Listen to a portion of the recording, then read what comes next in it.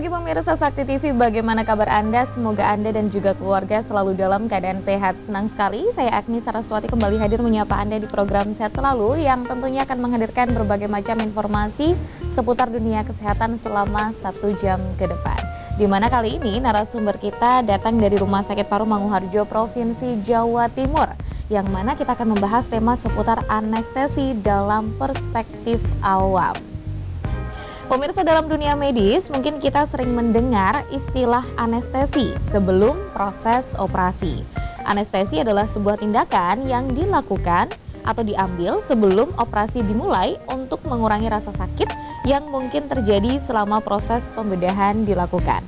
Anestesi juga memiliki beberapa jenis dengan tujuan dan manfaat yang berbeda-beda. Untuk itu, hari ini kita akan membahas lebih dalam tentang anestesi dalam perspektif awam bersama Dr. Nur Syamsu Komarullah SPAN selaku dokter spesialis anestesi dari Rumah Sakit Paru Manguharjo, Provinsi Jawa Timur. Tetapi sebelum kita menyapa narasumber kita yang sudah hadir di studio Sakti TV pada pagi hari ini, terlebih dahulu saya ingin menginformasikan kepada pemirsa yang ada di rumah bahwa Rumah Sakit Paru Manguharjo, Provinsi Jawa Timur memiliki pelayanan terbaik. Di antaranya klinik paru, klinik asma atau PPOK, klinik TB, klinik penyakit dalam, dan klinik jantung. Tetapi selain klinik yang berfokus pada kesehatan pernafasan tersebut, Rumah Sakit Paru Manguharjo juga memiliki klinik rehabilitasi medik, klinik gigi, klinik psikologi, klinik syaraf, klinik bedah, klinik pernafasan dan tumbuh kembang anak, klinik kandungan, serta klinik jiwa. Pelayanan di Rumah Sakit Paru Manguharjo buka dari hari Senin sampai Sabtu mulai jam 8 pagi.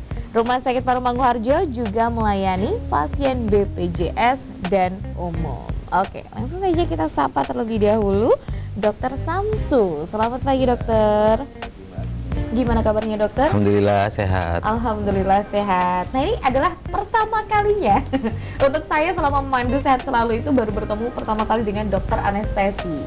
Iya. Nah, ini adalah sesuatu yang baru tentu saja untuk saya dan pemirsa mungkin. Jadi mungkin nanti hari ini kita akan mengulik lebih dalam seperti apa sih anestesi di dunia medis itu ya mungkin, dokter ya. Nah, ini mungkin boleh dijelaskan dulu, dokter. Anestesi itu kalau di dunia medis ini lebih detailnya seperti apa sih kira-kira?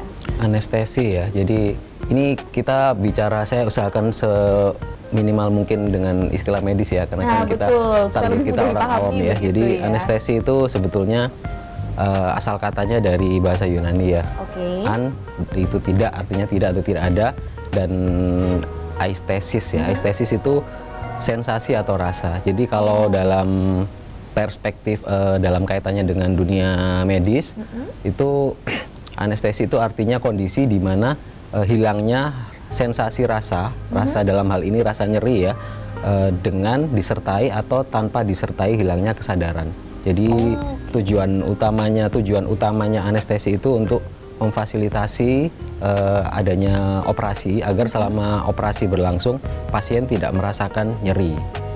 Baik itu pasien mau operasi masih dalam kondisi sadar atau tidak sadar. Tidak sadar, tapi gitu, supaya tidak merasakan nyeri. Iya, untuk menghilangkan nyeri ketika dilakukan tindakan operasi. Itu berarti tujuannya berarti ya, dok? Iya, tujuannya. Jadi sebenarnya istilah anestesi itu kan istilah sebuah kondisi ya, kondisi di mana rasa nyeri atau sensasi nyeri itu hilang. Jadi untuk membuat pasien berada dalam kondisi itu, yaitu namanya tindakan anestesi atau kalau dalam bahasa awam kita sebut saja mudahnya pembiusan seperti itu ya. Betul, mudahnya pembiusan. Begitu. Jadi pembiusan itu adalah tindakan untuk membuat pasien berada dalam kondisi anestesi, yaitu tidak bisa merasakan nyeri ketika dilakukan tindakan operasi. Ya maklum ya, namanya juga dibedah, dia apa-apain, kalau ngerasain sakit kan ya aduh, itu pasti langsung teriak-teriak lah ya pemirsa, makanya dilakukan tindakan ini begitu ya. Itu apa namanya, untuk yang melakukan prosedur dari anestesi ini sendiri, apakah semua dokter bisa atau memang harus dokter khusus anestesi? Sebenarnya tergantung tindakan jenis anestesinya apa ya, mungkin nanti kita bahas lebih lanjut ya. Jadi pembiusan itu bermacam-macam. Kalau memang pembiusan sekedar pembiusan lokal, mohon maaf ya, untuk cabut gigi atau untuk jahit luka di tangan kena pisau seperti itu kan pembiusan lokal, itu bisa dilakukan oleh semua tenaga medis, oleh dokter gigi, dokter umum, bahkan perawat pun bisa melakukan. Tetapi untuk pembiusan dalam konteks operasi yang lebih besar, misalnya operasi bedah sesar, operasi bedah otak, itu yang boleh melakukan tindakan pembiusan hanya dokter spesialis anestesiologi. Oke, nah ini mungkin boleh dijelaskan sekalian dokter. Sebenarnya macam-macam dari pembiusan atau anestesi ini tuh apa aja? Kalau tadi kan sudah ada bius lokal begitu ya. Betul. Kemudian ada anestesi yang mungkin dengan konteks operasinya lebih besar begitu. Nah ini mungkin boleh dijelaskan sekalian dokter. Iya, jadi anestesi atau pembiusan ya, pembiusan itu kalau mau dijelaskan detail banyak sekali macamnya. Cuma saya sederhanakan saja. Kita bagi menjadi 3 bagian. 3 bagian, oke. Yang pertama pembiusan lokal. Pembiusan lokal itu, yang kedua adalah pembiusan regional, dan yang ketiga adalah pembiusan total. Jadi untuk pembiusan lokal itu kita memberikan obat anestesi atau obat bius langsung ke daerah yang akan dilakukan operasi. Oke. Jadi misalnya ada kita kena pisau di tangan ya, di tangan. Kita mau jahit nih, lukanya cuma kecil, tidak perlu pembiusan total. Jadi disuntikan obat anestesi ke daerah yang akan dijahit seperti itu. Oke, itu jadi disebut lokal. Iya, itu pembiusan lokal. Dengan setelah disuntikan obat bius lokal itu, tindakan penjahitan jadi tidak menimbulkan nyeri, begitu. Yang kedua adalah pembiusan regional ya. Bedanya apa dengan pembiusan lokal? Sebetulnya sama-sama targetnya adalah sel saraf ya, jaringan saraf. Sebelum menjelaskan lebih lanjut, sebaiknya kita tahu secara sederhana ya konsep tentang nyeri ya. Jadi nyeri itu sebenarnya sebuah sensasi atau rasa tidak menyenangkan ya secara fisik maupun secara psikis akibat adanya kerusakan jaringan. Jaringan itu sel-sel tubuh ya, kumpulan sel-sel tubuh itu kita sebut jaringan. Jadi rasa tidak menyenangkan akibat adanya kerusakan jaringan atau hal-hal yang berpotensi menimbulkan kerusakan jaringan. Kena sayat pisau itu kerusakan jaringan, nyeri. Dicubit seperti ini tidak terjadi kerusakan, tapi dia berpotensi menimbulkan kerusakan, itu juga akan menimbulkan nyeri.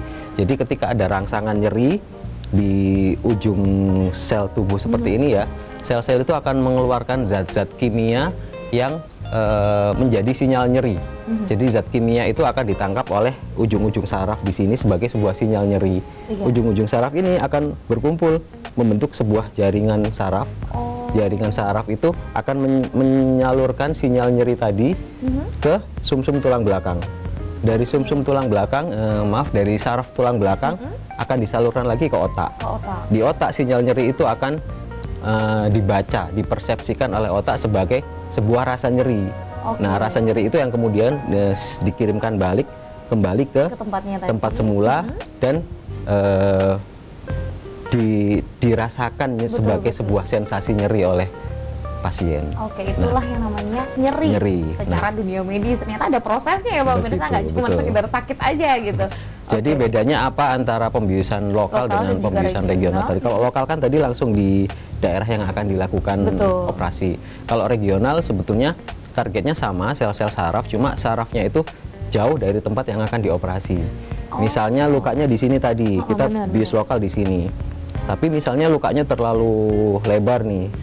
Obat bius yang kita suntikan kan jadi terlalu banyak, jadi terlalu banyak suntikan, itu juga akan mengganggu juga. Ada salah satu teknik pembiusan, itu pembiusan regional, kita suntik obat anestesinya atau obat biusnya misalnya di saraf yang di sini. Jadi di sini kan tadi kumpulan saraf akan berjalan ke sini. Karena lewat gitu tadi. Iya betul, lewat ke sini. Kita suntik saja obat biusnya di saraf yang ketiak yang lebih atas, sehingga apa yang kita sebut sebagai sinyal nyeri dari bawah tadi itu akan terhenti di sini. Tercover semua yang dari sini semua. Terhenti di saraf ketiak, tidak diteruskan ke saraf tulang belakang. Karena sinyal itu tidak terus ke saraf tulang belakang, sehingga tidak bisa diteruskan ke otak, tidak bisa dibaca sebagai rasa nyeri oleh otak, seperti itu. Jadi itu bedanya pembiusan lokal dengan regional. Lain lagi dengan pembiusan total. Pembiusan total itu target pembiusan kita bukan sekedar sel saraf atau jaringan saraf, tapi sudah di otak. Jadi otak itu kita berikan obat-obatan bius, obat anestesi lewat pembuluh darah biasanya atau lewat gas yang akan masuk ke pembuluh darah dan akan mengalir ke otak. Target utamanya otak. Walaupun di semua jaringan ada ininya ya, ada apa yang namanya reseptor untuk menangkap obat itu, tapi target utamanya pembiusan total adalah di otak, sehingga otak menjadi kehilangan kemampuan untuk membaca sinyal-sinyal nyeri yang dikirimkan dari bawah itu. Seperti itu. Karena memang langsung ke otak itu tadi, begitu ya dokter ya. Wah, ternyata dari pembahasan 3 ini aja udah panjang sekali ya dokter ya. Oke, nanti akan kita bahas lebih lanjut seputar anestesi ini seperti apa ya dokter ya. Jadi mungkin ditahan dulu jawabannya. Dan untuk pemirsa yang ada di rumah, jangan kemana-mana, tetaplah bersama kami di Sehat Selalu.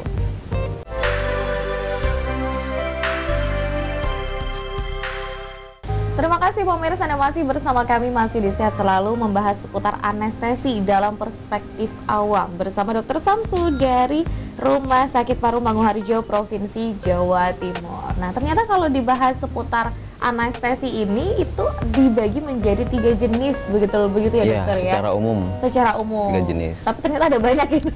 Kalau mau dispesifikan lebih banyak lagi, banyak sebetulnya. Banyak sekali. Ya. Tapi Tenang, secara mudahnya garis besarnya 3 jenis itu ya. Ini karena bukan kuliah umum pemirsa ya. Jadi yang paling mudah dipahami dan mungkin paling sering terjadi aja deh gitu.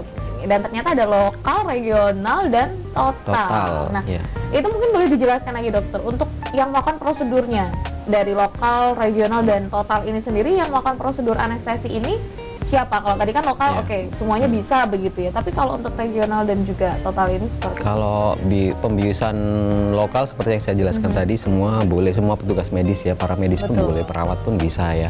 Tapi kalau untuk pembiusan regional, termasuk salah satu jenis pembiusan regional itu pembiusan di saraf punggung ya, untuk operasi sesar biasanya. Itu kan di blok sarafnya, di situ dikasih obat bius sehingga sinyal nyeri berhenti di saraf tulang belakang. Itu termasuk salah satu jenis regional juga selain tadi saraf ketiak. Jadi kalau udah pembiusan regional dan terutama pembiusan total atau pembiusan umum ya, itu mutlak harus dilakukan oleh dokter spesialis anestesi.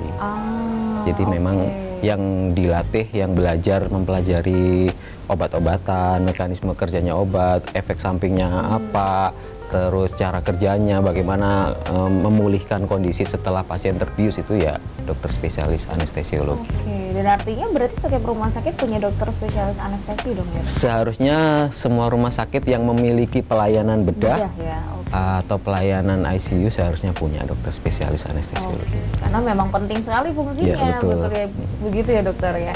Nah, tapi kalau untuk untuk pemilihannya tadi, pemilihan jenis pembiusan yang dilakukan, itu bagaimana nih untuk bisa, oke ini regional, oke ini total, ini lokal, itu bagaimana dokter? Iya, pertanyaan yang bagus ya, yang mungkin sering saya terima dari sebagai pasien dokter, ya, sebagai dokter anestesi ketika melakukan kunjungan sebelum operasi. Itu yang sering jadi pertanyaan dari pasien adalah, nanti biusnya bagaimana? Apakah bius total ataukah bius sebagian atau regional itu tadi. Jadi tidak ada yang namanya pembiusan yang terbaik ya. Yang perlu dipertimbangkan dalam memilih jenis pembiusan, yang terutama faktor utamanya adalah faktor safety, keselamatan dan keamanan.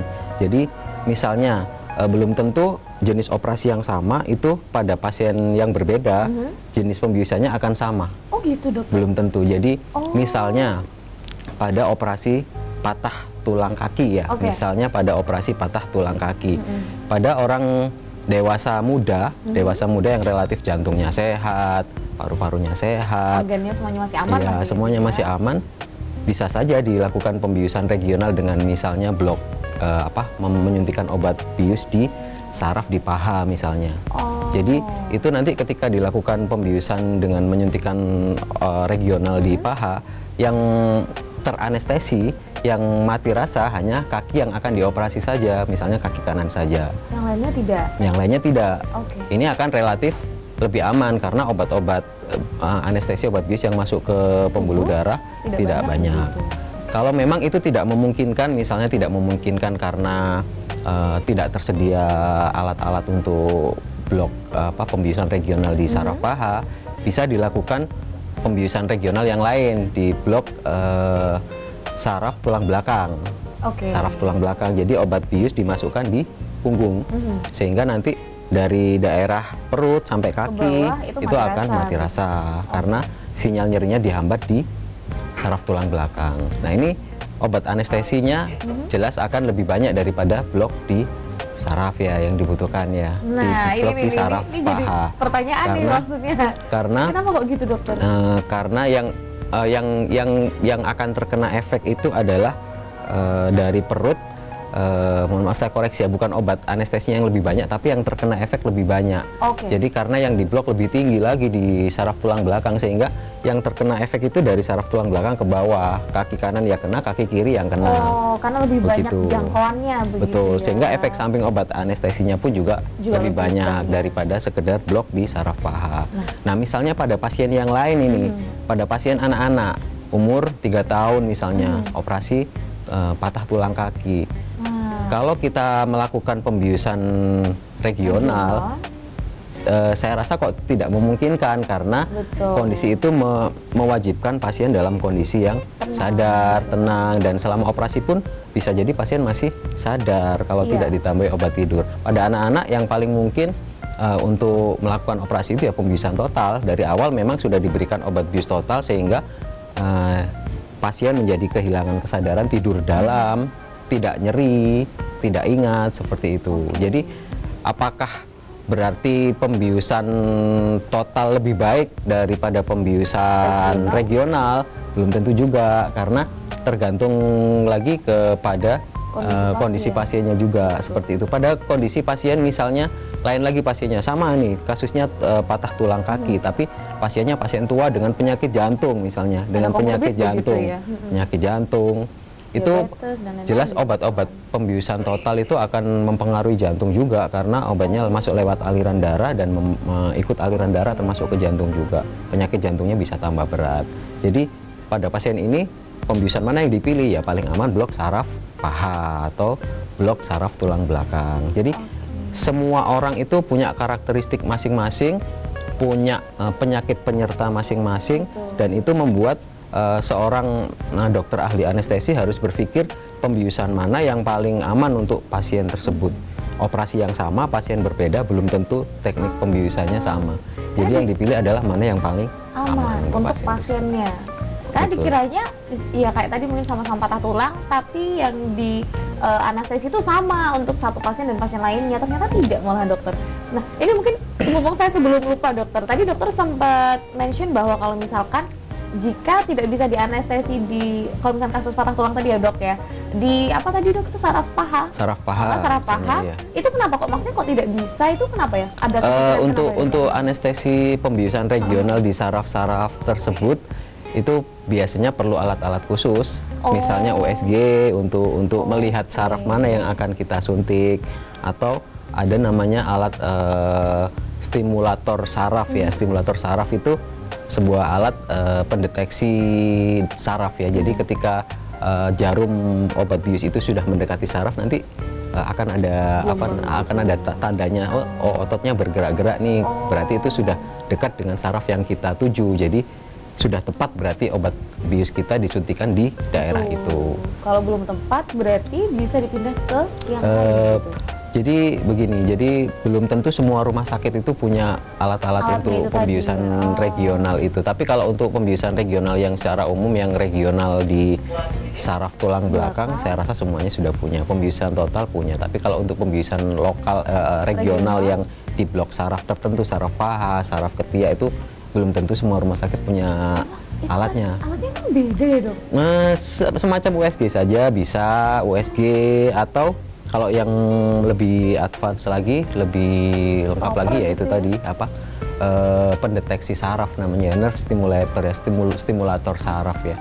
Jadi itu untuk memastikan bahwa obat bius kita itu masuknya pas di daerah saraf yang memang kita tuju, untuk mengurangi efek samping dari obat anestesi itu.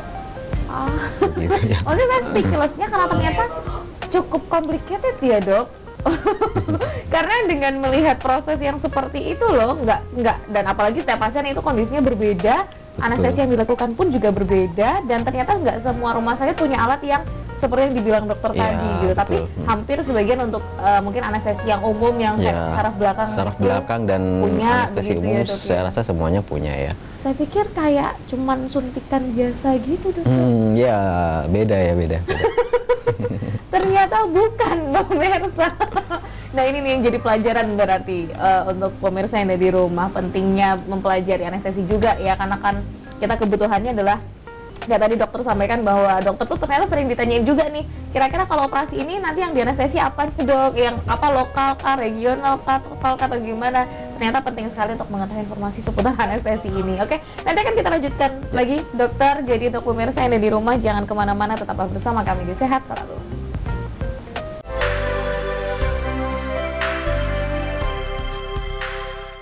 Terima kasih pemirsa, Anda masih bersama kami, masih di Sehat Selalu membahas seputar anestesi dalam perspektif awam bersama Dr. Nur Syamsul Komarullah SPAN selaku dokter spesialis anestesi dari Rumah Sakit Paru Manguharjo, Provinsi Jawa Timur. Sebelum kita lanjutkan lagi ngobrol kita bersama Dr. Samsu ya, saya ingin informasikan kembali kepada pemirsa yang ada di rumah bahwa Rumah Sakit Paru Manguharjo, Provinsi Jawa Timur memiliki pelayanan terbaik, di antaranya klinik paru, klinik asma atau PPOK, klinik TB, klinik penyakit dalam, dan klinik jantung. Tetapi selain klinik yang berfokus pada kesehatan pernapasan, Rumah Sakit Paru Manguharjo juga memiliki klinik rehabilitasi medik, klinik gigi, klinik psikologi, klinik syaraf, klinik bedah, klinik pernapasan dan tumbuh kembang anak, klinik kandungan, serta klinik jiwa. Pelayanan di Rumah Sakit Paru Manguharjo buka dari hari Senin sampai Sabtu mulai jam 8 pagi. Rumah Sakit Paru Manguharjo juga melayani pasien BPJS dan umum. Oke, mari kita lanjutkan perbincangan kita seputar anestesi ini seperti apa. Ini daftar pertanyaan saya masih banyak pemirsa ya. Nah, salah satunya pertanyaan saya ini adalah selain operasi dokter, apa sih kira-kira atau mungkin kondisi seperti apa yang mengharuskan pasien itu dianestesi? Ya, jadi selain operasi ada beberapa tindakan atau prosedur medis ya yang biasanya itu memerlukan pembiusan. Misalnya untuk operasi kolonoskopi atau endoskopi, peneropongan di peneropongan di lambung atau peneropongan di usus. Jadi dimasukkan kamera berupa kabel gitu untuk melihat dalamnya lambung itu seperti apa, penyakit atau apakah ada luka, apakah ada tumor di situ. Begitu juga dengan kolonoskopi, peneropongan di daerah usus untuk melihat apakah ada luka, ada tumor atau kelainan apapun yang ada di situ. Jadi prosedur-prosedur tindakan medis seperti itu kalau tidak diberikan obat anestesi, tidak dilakukan pembiusan ya pasti akan sakit ya, pasti akan menyakitkan. Jadi biasanya pada pasien-pasien seperti itu juga perlu dilakukan pembiusan untuk seperti itu. Atau misalnya pemeriksaan CT scan ya, CT scan kalau pada anak-anak ya, CT scan itu kan kita melakukan scanning ronsen di kepala. Betul. Tapi itu harus pasien harus masuk ke dalam sebuah lorong ya, alat CT scan yang berupa lorong gitu, sendirian di situ. Kalau anak-anak kan jelas balita takut, rewel, menangis, itu biasanya memerlukan pemberian. Kalau ini sebenarnya bukan anestesi sih, lebih tepatnya sedasi. Sedasi itu pemberian obat tidur saja. Jadi sama seperti bius total, tetapi obat yang diberikan itu obat tidur. Jadi pasien misalnya diberikan rangsang nyeri ya masih bisa merasa nyeri, tapi karena prosedur ini tidak menimbulkan nyeri sehingga obat-obat untuk menghilangkan nyeri tidak diperlukan di sini, hanya obat tidur saja. Oke. Itu, nah kalau pemberian obat tidur kayak gitu apakah harus dengan izin atau dengan prosedur yang melakukan adalah dokter anestesi atau cukup dokter? Obat tidur itu biasanya obat tidur itu adalah obat penyerta dalam dalam pembiusan total. Jadi pasien-pasien ketika dilakukan pembiusan total itu secara otomatis obat tidur itu termasuk salah satu obat yang masuk menjadi bagian dari pembiusan total. Jadi pembiusan total itu pasien diberikan obat tidur untuk membuat jadi tidur dalam, pasien diberikan obat anestesi, obat bius ya, untuk membuat tidak merasakan nyeri seperti itu. Jadi obat tidur itu menjadi satu bagian yang tidak terpisahkan dari prosedur pembiusan total. Tapi kalau memang misalnya pada pasien-pasien yang tindakan CT scan tadi, obat tidur saja sudah cukup. Tapi kalau misalnya yang saya sebut kolonoskopi tadi, kolonoskopi itu kan pasti memasukkan alat ke dalam dubur, itu kan pasti nyeri. Itu saya rasa kok perlu obat anestesi juga. Nah, yang melakukan tentu saja dokter spesialis anestesiologi, sama seperti pembiusan total. Bukan dokter atau bukan tenaga medis yang lainnya. Bukan, ya. Karena pasti ada kadar atau jumlah yang harus diberikan. Yang pertama ada hitungan dosis yang harus diberikan sesuai dengan berat badan, usia, sesuai dengan penyakit penyerta.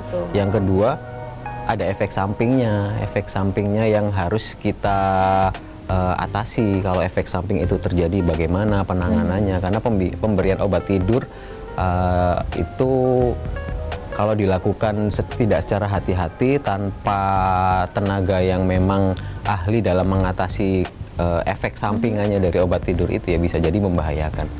Begitu. Untuk nyawanya? Untuk pasien, bukan.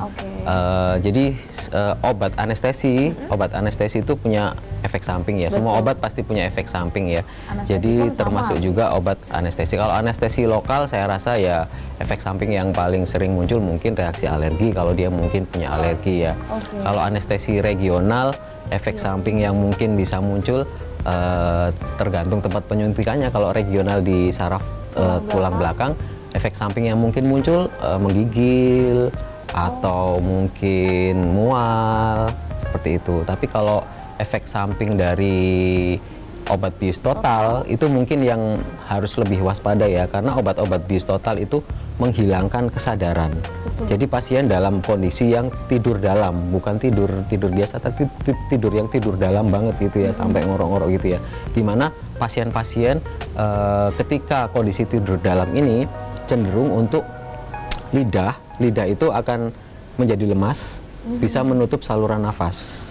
Begitu. Jadi kalau itu terjadi, ya ada penanganan khusus yang memang untuk mengamankan jalan nafas itu agar tidak sampai terjadi pembuntuan jalan nafas dari lidah yang lemas karena tidur dalam tadi. Atau pasiennya muntah, misalnya muntah atau jadi banyak air liur karena efek samping dari pemberian obat anestesi tadi, itu sangat beresiko untuk air liur atau muntah tadi masuk ke paru-paru, jadi menutup saluran nafas paru-paru, menimbulkan infeksi, jadi berbahaya, bahkan bisa berujung kematian kalau tidak diantisipasi. Nah, itulah tugasnya dokter anestesi itu, bukan cuma untuk memasukkan obat biusnya, tetapi untuk menjaga selama prosedur pembiusan itu, menjaga agar kondisi pasien tetap stabil, jalan nafasnya tetap terbuka, tidak tertutup oleh lidah yang lemas tadi, dan mencegah muntah, mencegah kalau ada cairan muntah atau cairan air liur agar tidak masuk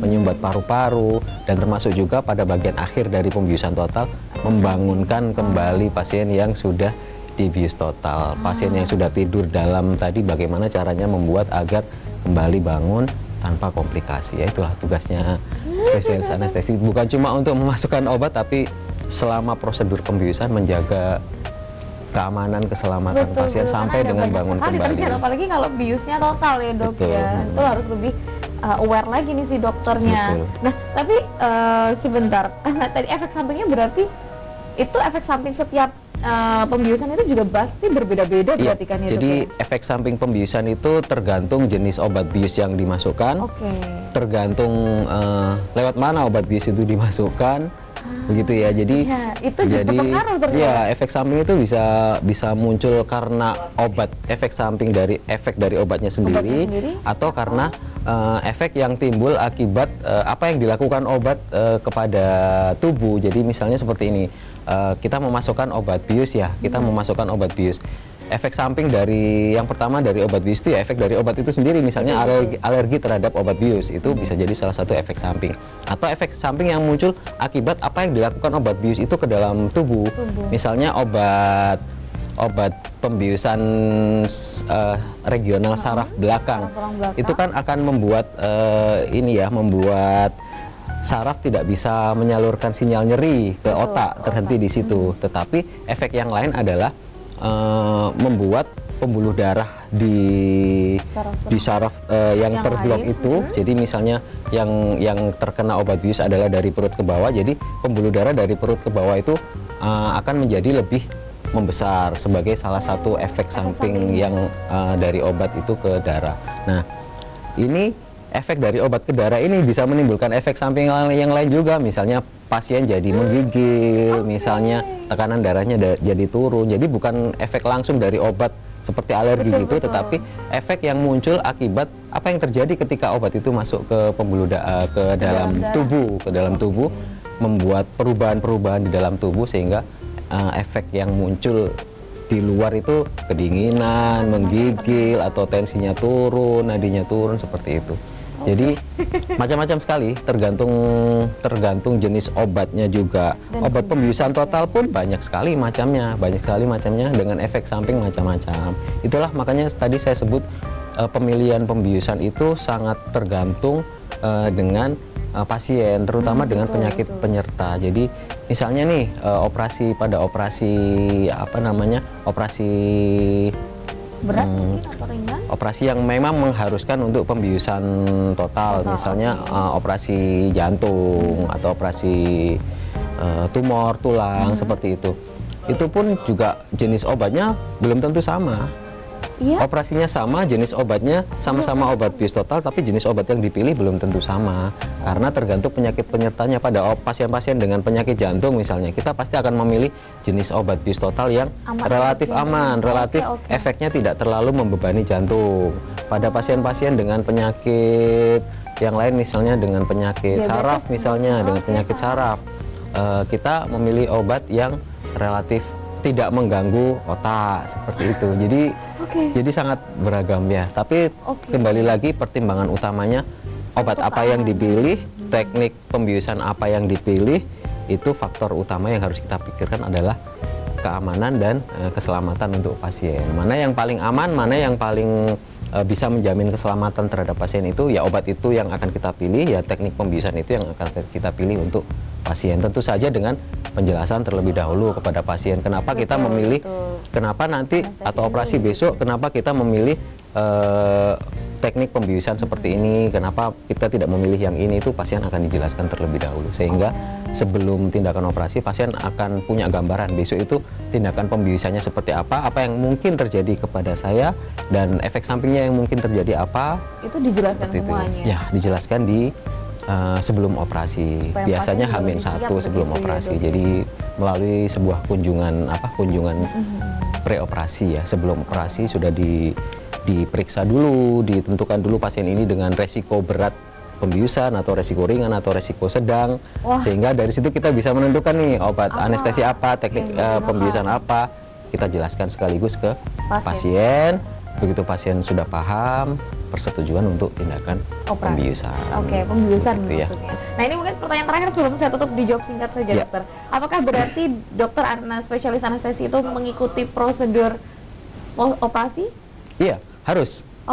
Nanti dilanjutkan lagi. Tahan dulu dokter. Nanti dilanjutkan supaya pemirsa penasaran kenapa kok dokter anestesi harus ikut selama prosedur operasi begitu ya. Jadi untuk pemirsa yang di rumah jangan kemana-mana, tetaplah bersama kami di Sehat Selalu.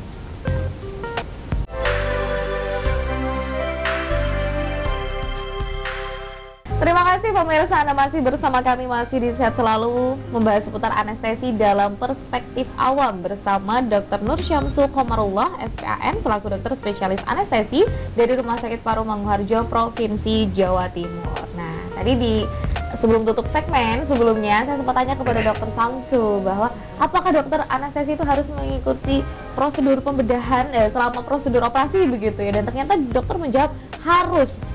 Kenapa dokter? Kenapa kira-kira dokter? Harus, karena seperti yang tadi saya bilang ya, bahwa tugas kami sebagai dokter ahli anestesi itu bukan cuma sekedar memasukkan obat bius, tapi menjaga pasien aman dari segala efek samping obat, dari segala hal-hal tidak terduga yang mungkin bisa terjadi. Dalam contoh misalnya dalam kasus operasi di kamar operasi ya, pasien kita berikan pembiusan total misalnya. Setelah pasien kita berikan pembiusan total, ternyata ada setelah masuk obat tertentu, obat anti nyeri misalnya, ada reaksi alergi ternyata misalnya.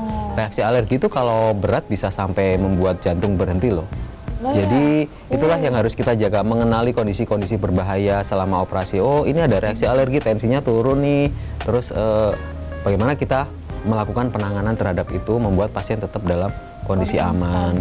Atau misalnya lagi di tengah-tengah operasi ternyata perdarahannya banyak sekali, sehingga membuat pasien dalam kondisi shock ya. Shock itu apa ya? Shock itu taruhlah karena perdarahannya banyak sehingga aliran darah dalam tubuh berkurang, sehingga aliran darah ke tubuh-tubuh seluruh tubuh jadi berkurang, tensinya turun, nadinya jadi turun, denyut jantungnya jadi melemah. Nah, itu kan tugasnya ahli anestesi untuk melakukan pertolongan penyelamatan nyawa pada kasus-kasus seperti itu. Yang kedua itu. Yang ketiga, pada kasus pembiusan total, ya tentu jadi tugas dokter ahli anestesi juga untuk setelah selesai operasi, bagaimana pasien bisa kembali bangun, sadar dari pengaruh obat anestesi. Jadi dokter ahli anestesi itu tidak cuma sekedar mengikuti, tapi menyiapkan, melakukan pembiusan sebelum operasi dimulai, mengikuti jalannya operasi, memberikan tindakan-tindakan pertolongan kegawat daruratan kalau itu terjadi di tengah-tengah operasi, dan sampai akhir membangunkan kembali pasien setelah operasi selesai, memastikan kondisinya kembali aman, sadar, dan siap untuk dipindahkan kembali ke ruangan. Begitu. Panjang sekali. Panjang ya. Saya prosedurnya ternyata yang harus dilakukan oleh dokter anestesi itu cukup complicated begitu, apalagi kalau operasinya pada pembedahan yang cukup besar begitu ya dokter. Betul, ya. Iya. Kalau mungkin hanya untuk pembiusan regional, mungkin efek samping dan resiko-resiko kemunculan masalah di tengah-tengah itu tidak seperti itu mungkin ya dokter ya. Iya.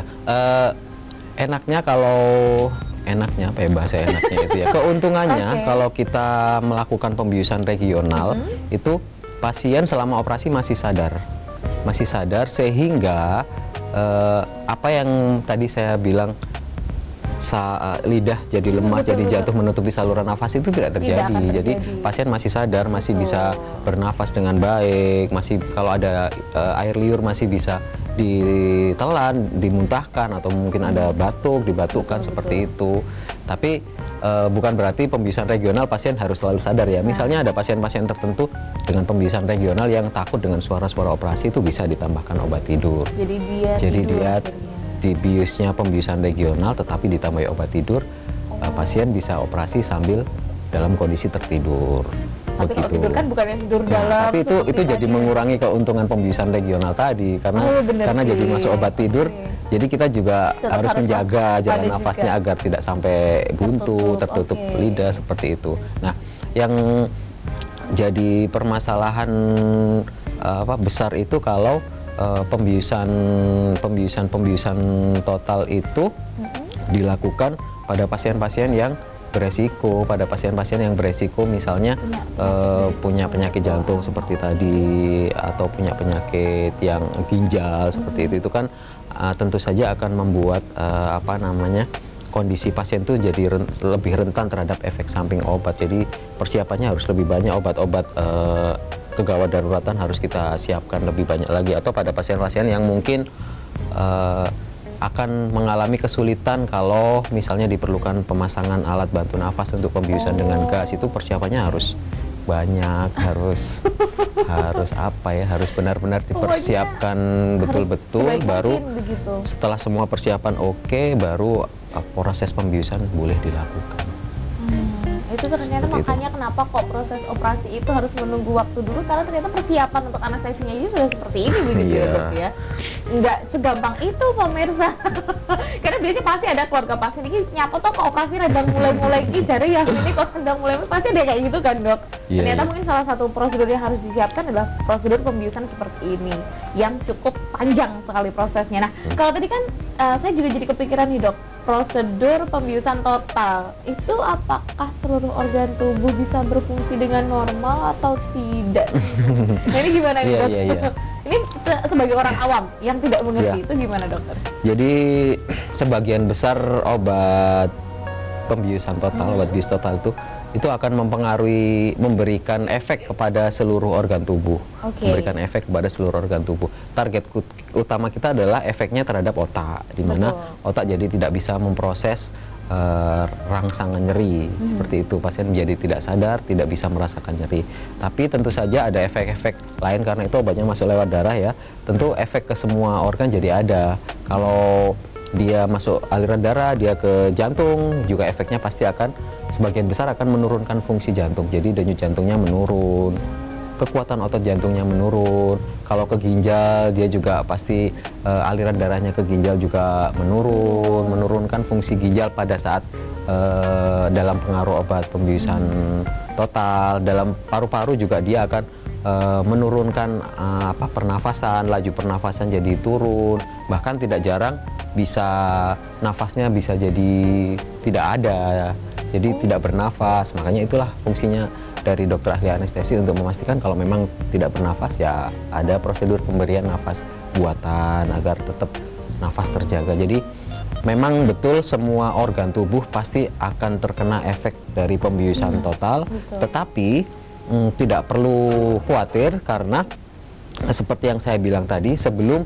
dilakukan pembiusan, semua obat-obat kegawat daruratan, semua alat kegawat daruratan itu sudah disiapkan terlebih dahulu. Sehingga ketika misalnya terjadi efek pada jantung, tekanan darahnya turun, nadinya turun, sudah ada di situ obat pertolongan gawat darurat untuk meningkatkan kembali tekanan darahnya seperti apa, sehingga menjaga agar pasien tidak sampai berada dalam kondisi berbahaya akibat pemberian obat bius tadi. Oke, ini ya itu adalah tugas dari dokter ahli anestesi begitu ya dokter ya. Nah kalau itu dan itu berarti adalah hal-hal yang harus disiapkan oleh dokter spesialis anestesi berarti ya dok ya, sebelum melakukan tindakan operasi atau proses pembiusan berarti ya. Betul. Nah kalau untuk yang harus dipersiapkan oleh pasien nih kira-kira apakah harus puasa atau bagaimana? Nah itu bagaimana sebelum proses pembiusan ini berlangsung?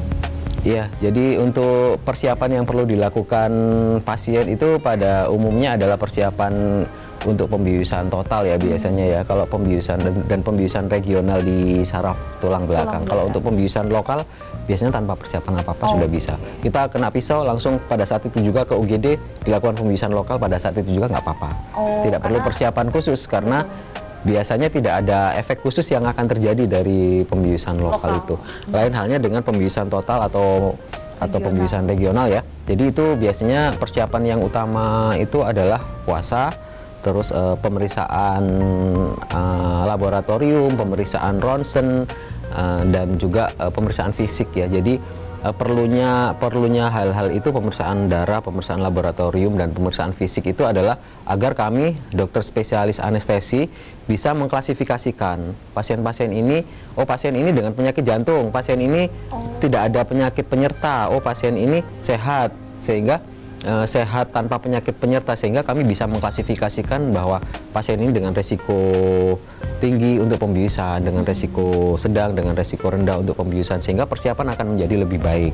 Yang kedua, puasa. Kenapa harus puasa? Karena seperti yang saya bilang tadi ya, ketika pasien dalam kondisi tidak sadar karena obat bius, itu refleks-refleks di tubuh itu juga akan hilang.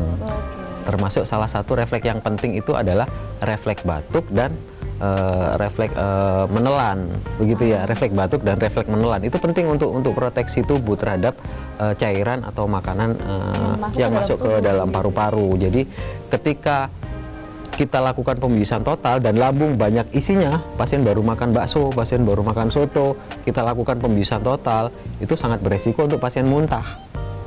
Ketika pasien muntah, di mana tidak ada refleks untuk menelan, tidak ada refleks untuk batuk karena pasien sudah dalam kondisi terkena obat bius, muntah atau cairan itu bisa masuk ke paru-paru, menyumbat paru-paru, bisa berbahaya, bahkan bisa mematikan. Ya, jadi fungsinya puasa itu untuk membuat lambung dalam kondisi kosong sehingga minim untuk terjadinya muntah. Begitu. Oke, nah ini jadi catatan nih untuk pemirsa mungkin ya, yang kerabatnya mungkin hendak melakukan operasi atau apa begitu ya, dan dikasih tahu untuk puasa, nah itu harus ditaati. Harus benar-benar ditaati anjuran puasa. Karena memang ada tujuannya pemirsa, nggak cuma sekedar puasa karena mau operasi, bukan, tapi karena ada tujuannya pemirsa ya. Oke, nanti akan kita lanjutkan lagi dokter perbincangan kita seputar anestesi ini seperti apa. Jadi untuk pemirsa yang ada di rumah jangan kemana-mana, tetaplah bersama kami di Sehat Selalu.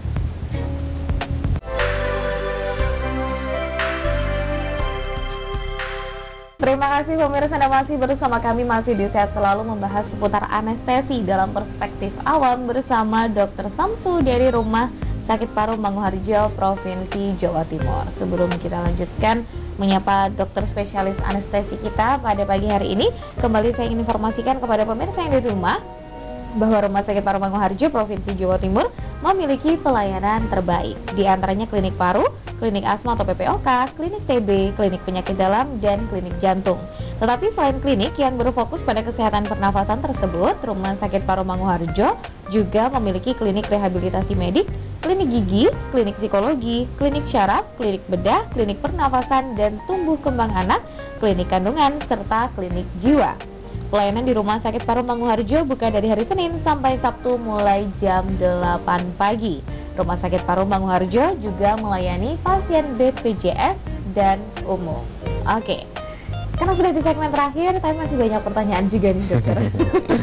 Nah ini mungkin yang tadi yang tiba-tiba muncul juga sebenarnya dokter. Kalau misalkan tadi kan dokter mention kalau misalkan ketika pasien dalam kondisi pembiusan total, itu kan dokter juga ada tugas untuk membangunkan nih.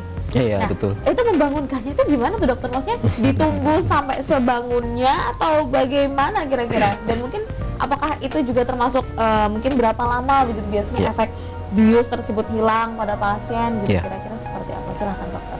Ya, jadi semua obat bius itu masing-masing punya karakteristiknya sendiri, termasuk salah satu karakteristik yang kita sebagai dokter ahli anestesi wajib jadi perhatian adalah karakteristik tentang durasi. Jadi berapa lama sih obat anestesi, obat bius A ini durasinya kalau kita berikan, obat bius B ini berapa lama sih durasinya kalau kita berikan. Itu akan penting dalam kaitannya dengan kalau dalam konteks pembiusan umum, dalam kaitannya dengan ketika pasien operasi sudah selesai, sudah waktunya untuk pasien nanti harus bangun. Jadi timing untuk kita memasukkan obat-obat anestesi atau obat-obat penunjang anestesi lainnya itu menjadi penting di situ. Pada prinsipnya ketika obat bius itu dihentikan, tinggal menunggu waktu saja untuk efek obat bius itu hilang, obat itu diurai atau di metabolisme tubuh sehingga obatnya habis, sehingga efeknya akan hilang. Tetapi dalam proses menunggu obat hilang itu yang patut diwaspadai adalah ketika ada fase perpindahan dari pasien tidur dalam ke dalam fase bangun, itu biasanya ada fase antara bangun dan tidur, itu kalau kita sebut itu fase emergency ya. Itu biasanya rawan terjadi hal-hal yang tidak diinginkan kalau kita tidak melakukan pengawasan ketat, sehingga misalnya pasien ketika dia masih dalam kondisi antara bangun dengan sadar, itu dia menjadi gelisah, biasanya ketakutan, gelisah, dia menjadi refleks-refleksnya belum bisa dikontrol, dia menjadi menarik infus, mencabut semua alat yang ada terpasang di tubuhnya. Jadi itulah perlunya kita tetap menjaga selama fase peralihan dari terbius menjadi bangun itu untuk mengantisipasi hal-hal seperti itu, sambil menjaga seperti yang saya bilang tadi, jalan nafasnya tetap terjaga bagus, tidak tertutup liur, tidak tertutup lidah, seperti itu. Jadi berapa lama waktunya pasien bisa bangun? Ini jawabannya juga sangat tidak akan memuaskan ya, karena tidak bisa ditentukan secara pasti 5 menit, 10 menit. Semua dengan tergantung dengan kondisi, tergantung obat yang digunakan dan tergantung kondisi pasien juga. Pada pasien-pasien tertentu bisa jadi obat yang biasanya efeknya akan hilang dalam 15 menit, pada pasien dengan gangguan ginjal misalnya itu bisa jadi memanjang, bisa jadi 30 menit misalnya. Seperti itu ya. Jadi pada prinsipnya obat itu selama tidak ada penyulit di pasien tersebut, pada prinsipnya obat itu akan hilang sesuai dengan teorinya. Jadi misalnya biasanya kalau pengalaman ya, ini bukan teori ya, ini pengalaman dari biasanya pembiusan total yang kami lakukan. Itu setelah obat bius dihentikan, pasien kami kirim ke ruang pemulihan, ya menunggu 15 menit, 10 menit, 15 menit, pasien sudah mulai bangun. Kita jaga bangunnya agar tetap baik, tidak ada permasalahan di situ sampai benar-benar bangun, sadar baik. Kita tunggu tanda-tanda vitalnya baik, baru setelah itu boleh pindah ke ruangan. Jadi bermacam-macam. Biasanya kalau pembiusan total 15 sampai 20 menit setelah obat bius dihentikan sudah bisa mulai bangun. Walaupun mungkin bangun masih dengan mengantuk, bisa bangun kalau dibangunkan tapi masih cenderung mengantuk, ya it's okay. Itu tinggal menunggu proses sampai bisa menjadi benar-benar pulih total. Lain lagi dengan pembiusan regional saraf belakang misalnya. Itu kan efek yang biasanya pasien tidak nyaman itu kan karena efek kaki tidak bisa digerakkan ya. Betul. Berapa lama ini akan hilang? Sekali lagi itu tergantung dari obat yang dipakai, jenis obat yang dipakai. Untuk operasi ya, untuk operasi-operasi yang sebentar saja kita bisa memilih obat yang efeknya 1 jam sudah hilang misalnya. Tapi untuk operasi yang lebih lama kita pilih obat jenis lain yang mungkin 2 atau 3 jam baru hilang. Ya, jadi biasanya sih rata-rata ya 2 jam 3 jam gitu sudah hilang efeknya. Nah, ketika efek obat ini hilang, otomatis kan bekas-bekas sayatan operasi akan menjadi terasa nyeri lagi ya, karena efek obat biusnya hilang. Nah, tidak perlu terlalu khawatir, karena sebelum efek obat bius ini hilang, kami pasti akan memberikan obat-obat suntikan untuk pereda nyeri, sehingga ketika nanti obat bius itu sudah benar-benar hilang, nyeri yang ditimbulkan pasca operasi itu menjadi lebih terkontrol, bukan dalam bentuk nyeri yang berat, tapi nyeri yang ringan saja.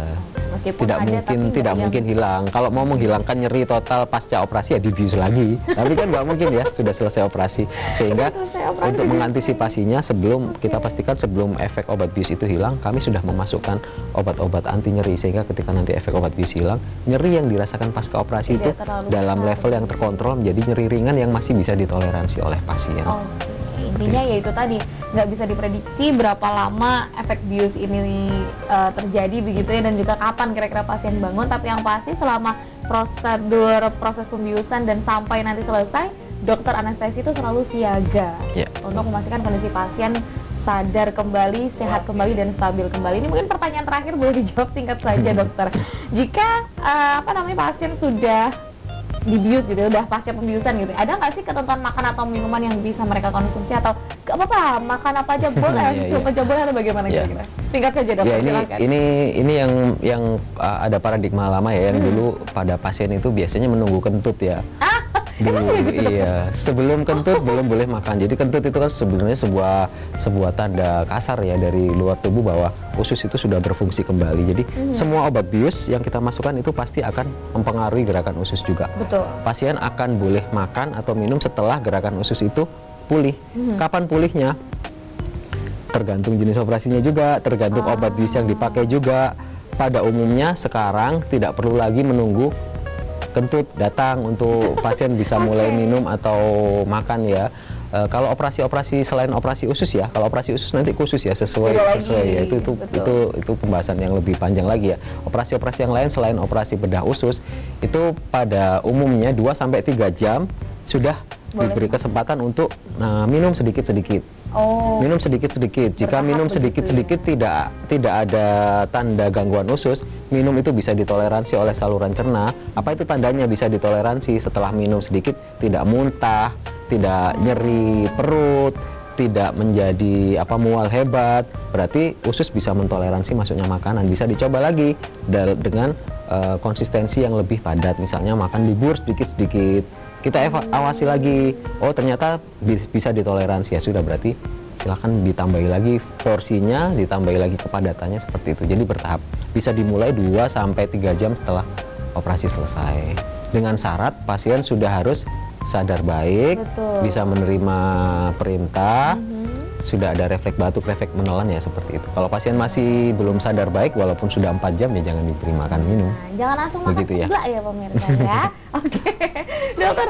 Oke, ini mungkin karena sudah di segmen terakhir ini, mau kita tutup nih acara kita pada pagi hari ini. Mungkin ada yang disampaikan kepada pemirsa terkait tema kita hari ini, atau di luar tema masih seputar anestesi, boleh silahkan dokter. Ya, anestesi pembiusan ya. Jadi kalau saya sebagai dokter ahli anestesi sih, harapan saya dengan masyarakat lebih paham tentang pembiusan dari sisi awam, itu ketakutan-ketakutan dengan mitos-mitos pembiusan itu jadi hilang. Misalnya kalau pasien dibius dia tidak akan bisa bangun lagi, seterusnya misalnya. Itu masih ada mitos-mitos seperti itu ya. Itu mitos-mitos itu jadi hilang, jadi pasien tidak perlu terlalu takut untuk dilakukan operasi, karena akan dilakukan pembiusan, sehingga selama operasi tidak nyeri, tidak perlu khawatir dengan terlalu berlebihan dengan pembiusan, karena semua prosedur pembiusan itu baru boleh dilakukan setelah dipastikan semuanya aman, dipastikan obat-obat dan alat-alat kegawatan siap, sehingga kalaupun ada efek samping itu penanganannya akan cepat, dan dipastikan juga bahwa akan tetap dijaga sampai benar-benar pulih bangun dari pembiusan. Seperti itu ya. Sudah cukup dokter? Sudah cukup saya rasa ya. Yang paling utama adalah untuk merubah paradigma di masyarakat nih tentu saja, supaya pembiusan ini nggak jadi jahat banget gitu ya. Karena pastinya seperti tadi juga yang sudah dokter sampaikan bahwa di awal sebelum dilakukan pembiusan atau dilakukan operasi itu pasti diinformasikan terlebih dahulu nih kepada pasien seperti apa, dan ternyata selama proses pembiusan itu berlangsung diawasi oleh dokter spesialis anestesi dari awal sampai sadar, dari masih sadar pertama sebelum dibius sampai sadar sesudah dibius. Ya, terima kasih banyak Dokter Samsu untuk informasinya, untuk edukasinya kepada masyarakat. Mungkin di lain sesi kita bisa bahas lebih panjang lagi seputar anestesi ya. Karena ternyata materinya cukup menarik sekali untuk bisa diinformasikan kepada masyarakat. Dan untuk pemirsa yang ada di rumah juga terima kasih atas kebersamaan Anda selama 1 jam ini tadi ya, sudah mendengarkan kuliah umum dari Dokter Samsu. Semoga bermanfaat informasinya. Saya Agni Saraswati bersama Dokter Samsu dan juga seluruh kru yang bertugas pamit undur diri. Sampai jumpa lagi dan selamat beraktivitas.